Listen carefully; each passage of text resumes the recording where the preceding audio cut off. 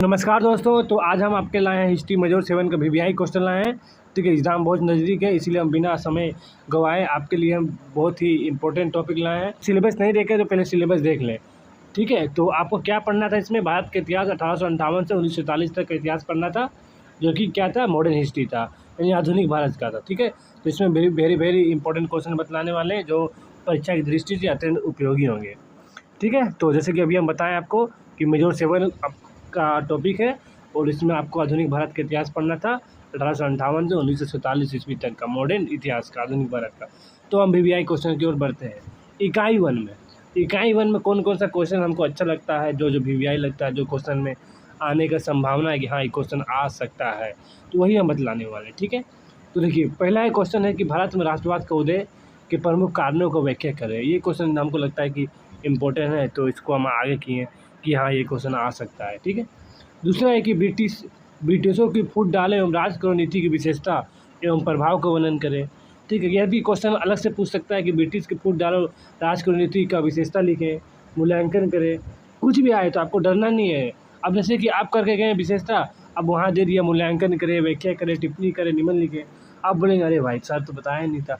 ठीक है, आपको घबराना नहीं है, यहाँ देखे फूट डालो राजकरण नीति, बस अब जो पढ़े वो लिख दीजिए। ठीक है, तीसरा क्वेश्चन क्या है कि तीसरा क्वेश्चन इंपॉर्टेंट जहाँ तो लग रहा है हमको कि भारत राष्ट्र कांग्रेस के जन्म की परिस्थितियाँ क्या था, उनका महत्व को विवेचना करें। जो भारत राष्ट्र कांग्रेस को जन्म लिया उस टाइम क्या परिस्थिति रहा होगा, उसके बारे में लिखना है, उनके महत्व के बारे में लिखना है। चौथा क्वेश्चन है कि भारत राजनीति में उग्रवाद का उदय का कारण क्या था। ठीक है, उग्रवाद का उदय का क्या कारण था वो लिखना है इसमें। ठीक है, पाँचवा नंबर में देखिए, पाँचवा नंबर में कि सूरत विभाजन के कारण एवं परिणाम स्पष्ट कीजिए। ठीक है, सूरत विभाजन के कारण एवं परिणाम स्पष्ट कीजिए। 6 नंबर क्वेश्चन है कि मुस्लिम लीग का जन्म की परिस्थिति का वर्णन करना है, कि मुस्लिम लीग का जन्म का परिस्थिति क्या था, कांग्रेस का जन्म का परिस्थिति क्या था।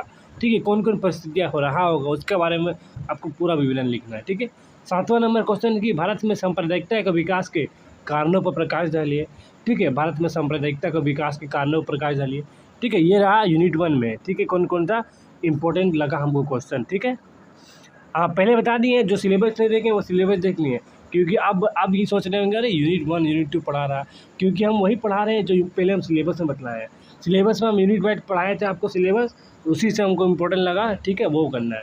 इकाई 2 में आपको कौन कौन सा पढ़ना है, हमको जहाँ तक लगा वीवीआई क्वेश्चन कि होम रूल लिंग आंदोलन के बारे में पढ़ना है, इनके परिणाम के बारे में लिखना है, विवेचना करना है। ठीक है, हमको इम्पोर्टेंट लगा। दूसरा पढ़ना है कि लखनऊ समझौता 1916 का कारण क्या था, इनका महत्व स्पष्ट कीजिए। ठीक है, ये इंपॉर्टेंट लगा हमको।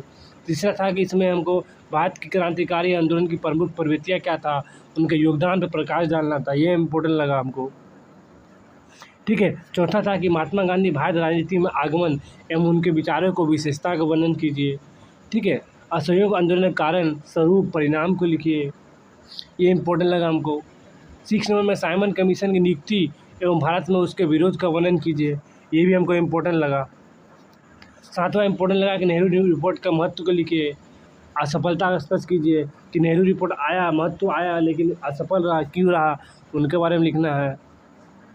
इकाई 3 में हमको कौन कौन सा क्वेश्चन इंपॉर्टेंट लगा वो बता देते हैं आपको। सविनय आंदोलन के कारण, स्वरूप, परिणाम लिखिए, इसमें 3 क्वेश्चन एक साथ, या फिर सविनय परिणाम पूछ दे, या तो सिर्फ कारण पूछ दे, या तो सिर्फ स्वरूप ही पूछ दे, कुछ भी क्वेश्चन पूछ सकता है आपको। ठीक है, आपको घबराना नहीं है। दूसरा क्वेश्चन है कि गोलमेज सम्मेलन का विवेचना कीजिए, उनके असफल होने के कारण बताइए। ठीक है, गोलमेज सम्मेलन की विवेचना कीजिए, उनका असफल होने के कारण बताना आपको इसमें। तीसरा नंबर क्वेश्चन है कि भारत छोड़ो आंदोलन का कारण, प्रभाव।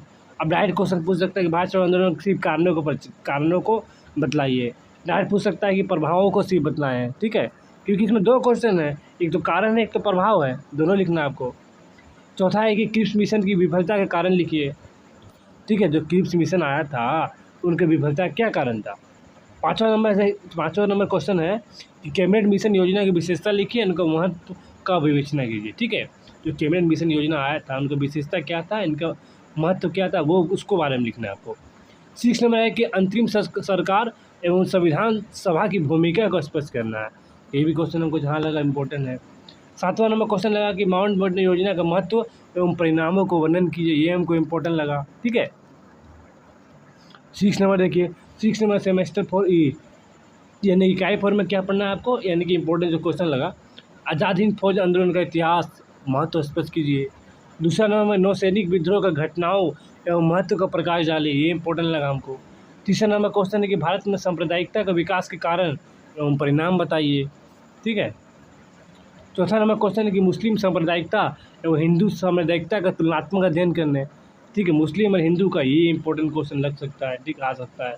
पाँचवा नंबर कि भारत के विभाजन के कारण एवं परिणाम की विवेचना कीजिए, ये इंपॉर्टेंट लग सकता है क्वेश्चन नंबर में। 6 नंबर क्वेश्चन है कि भारत में स्वतंत्रता की प्राप्ति में विभिन्न कारकों को भूमिका का वर्णन करना है। तो भारत की स्वतंत्रता प्राप्त हुआ हम लोगों को, उसमें कौन कौन से कारक भूमिका था, जैसे कि अब महात्मा गांधी की भूमिका कौन कौन से कारक था, सामाजिक कारक, राजनीतिक कारक, सबको लिखना है, तो वही आपको वर्णन करना है इसमें, ठीक है। तो इस प्रकार हम, ठीक है, मॉड्यूल 7 का वीवीआई क्वेश्चन को समझें। आप सिलेबस नहीं देखे हैं तो पहले आप सिलेबस समझ लीजिए, उसके बाद ये समझ लीजिए, क्योंकि एग्ज़ाम नज़दीक है, ठीक है, आपको अधिक से अधिक मार्क्स लाना।